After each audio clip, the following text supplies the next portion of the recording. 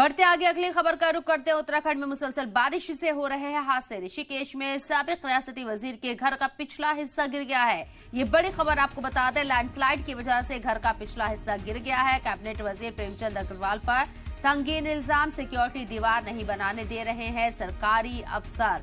ये तस्वीरें आप देखिए, बारिश की वजह से लगातार, क्योंकि उत्तराखंड के अंदर मूसलाधार बारिश हो रही है, मुसलसल बारिश की वजह से यहाँ हादसे भी बढ़ गए हैं और अब ऋषिकेश में साबिक रियासती वजीर के घर का पिछला हिस्सा गिर गया है और लैंडस्लाइड की वजह से घर का पिछला हिस्सा गिरा है।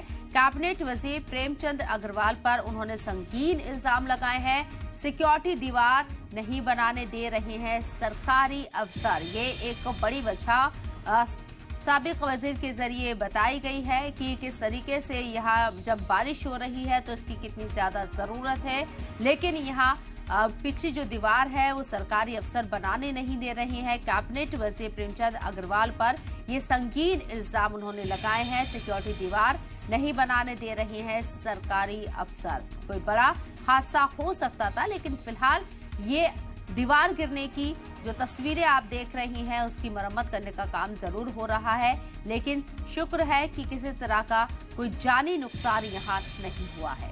27 अप्रैल को हमारे को दोबारा परमिशन दी गई, यही काम HOD से, head of the department irrigation से वो काम स्टार्ट करने की जो उन्होंने रुकवाया था।